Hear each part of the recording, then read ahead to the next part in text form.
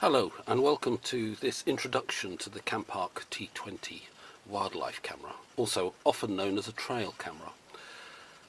My name's Richard. I run a YouTube channel called Wiltshire Garden Wildlife. Many people ask me about the cameras I use. I use three types of camera, the most common of which is this T20. It's a relatively cheap and cheerful camera. It doesn't have all the features you'd get on some more expensive ones, and certainly the build quality is slightly, well, let's face it, it's cheaper. The reason they can do these cameras, for which you can occasionally get for about £30, but more often £35, £40 off the internet, is because it's made of thinner plastic. But it also means that the build quality is slightly variable. So I have half a dozen of these. I have literally 6. I use regularly in the garden, and they all behave slightly differently. But they're all good. They're all useful, and they've all taken useful pictures. So let's talk through the camera. Well, the first thing, there's the lens, which is within this circle here. That's obviously the thing that takes the pictures. It has a motion sensor behind this dark screen. That's what makes a trail camera, a wildlife camera, useful. You can leave it out at night to take pictures or videos when something comes past. Now, the cheaper cameras, they do have a less sensitive detector. That's part of the reasons why they're a cheaper camera. And it depends what kind of animal and what sort of animal behaviour there is that makes you want to buy a camera.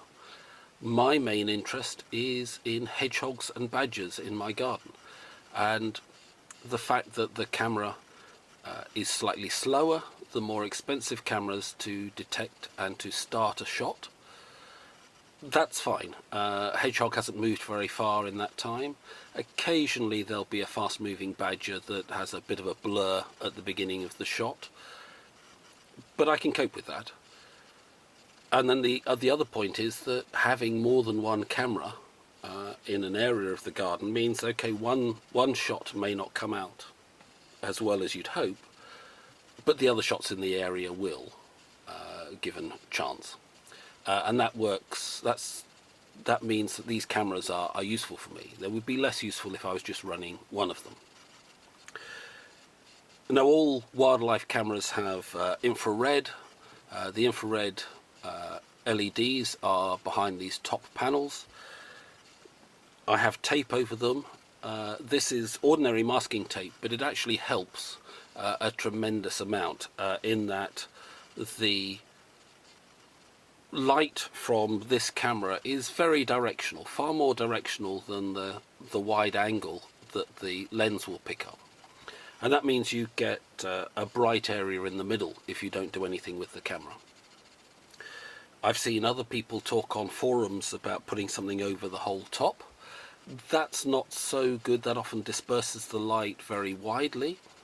And then you have a problem that the camera wants to put out more light from the LEDs overall, and so uses more of the battery power, because the camera is intelligent enough to work out how much LED light is needed for the correct exposure coming in through the lens. So this is a good compromise. It spreads the light out a bit without getting rid of the light too much. So let's look at the other features of the camera. It's got a very substantial clip to hold the camera closed. That's important because around the edge of the camera there is a waterproof seal. It goes all the way around. That's very important because just a little bit of moisture getting into the camera can be quite damaging to it. So a good solid clip to hold it together is very useful. That HogCam 5 is my label. As I said, I have 6 of these operating. When you look at the videos on my channel, most of the cameras have Hog and then a number. So Hog 2, Hog 2, 3, 4, 5, 6 and 7 are all Campark T20s or equivalent. Hog 4 sadly got chewed by a fox. I was able to replace it with a toe guard H20, which is essentially the same as Campark T20. In terms of the features within the camera here, we've obviously got the battery space, and I'll talk about those in a minute. And there's a screen and buttons for the menus, which I'll do as a separate segment closer up so you can see what the different menu options mean. On the bottom of the camera, there's the on-off switch, and halfway is for setup.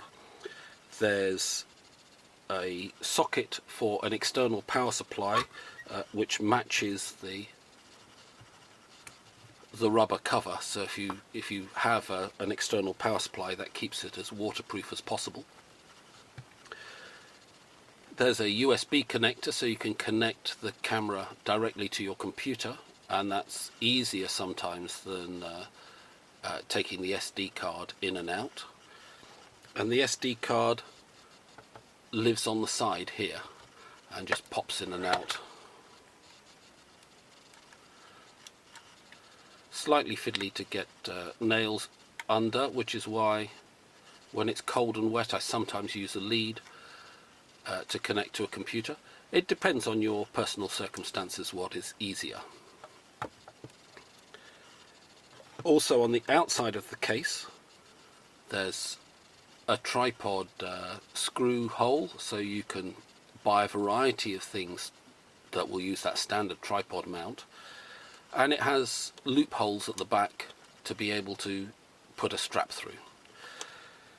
One tip that I've found is that this is really a good arrangement with the plastic if you are, say, putting it up against a tree with quite a large circumference. But if it's next to a pole, or I have a parasol stand, I've got a garden umbrella, and the base part of the parasol is a really good place to hook these to. I find if you strap that directly to the parasol, because there is a lump at the bottom but not at the top, the camera sits slightly pointing upwards.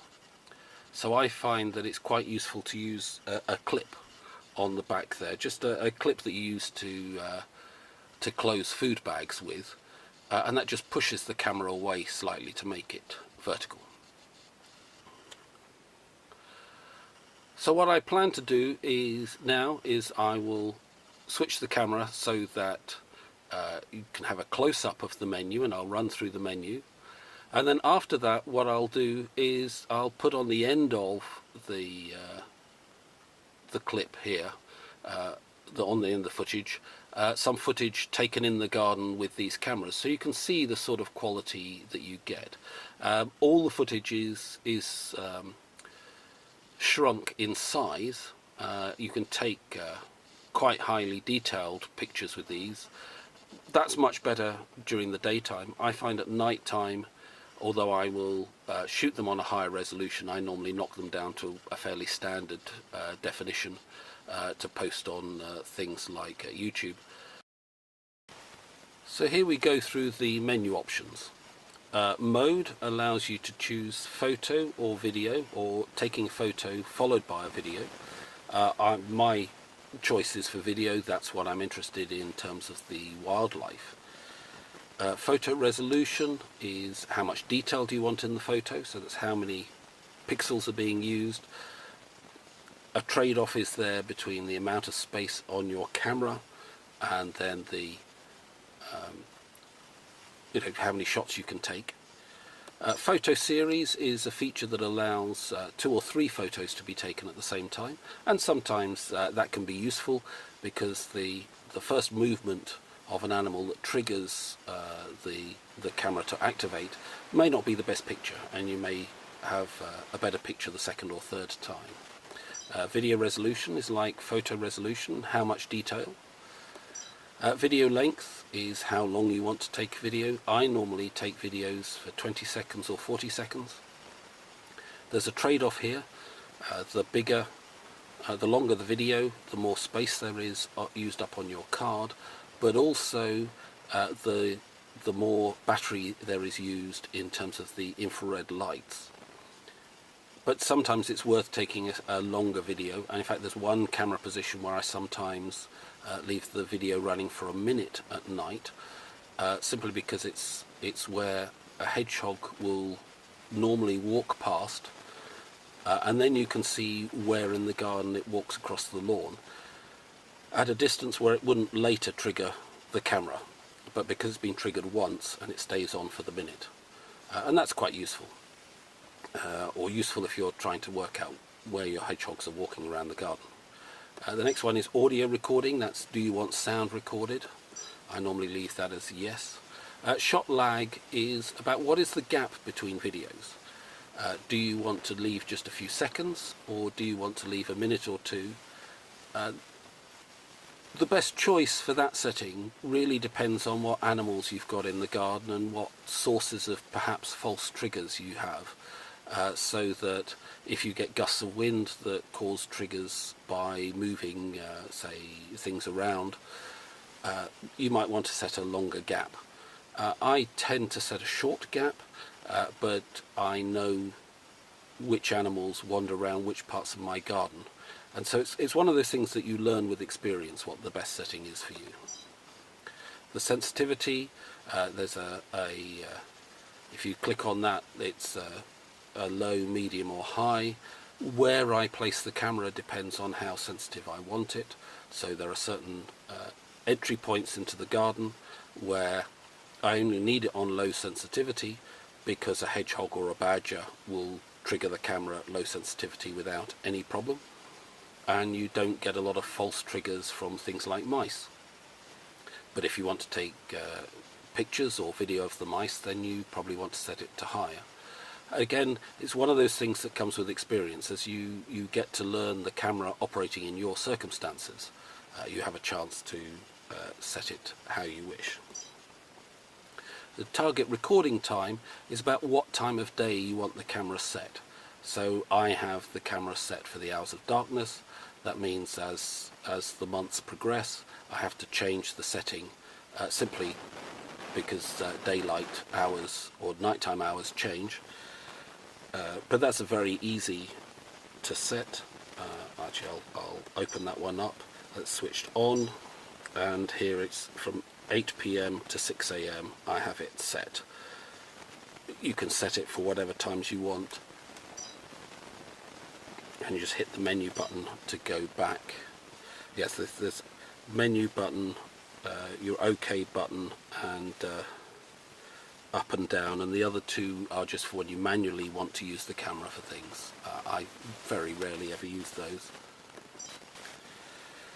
Time lapses, if you want to take time-lapse photography, that can be quite a fun project, especially if you've planted something new. I've seen somebody on one of the groups on the web that I sometimes follow that produced a rather lovely time-lapse set of images of new plants they'd put in.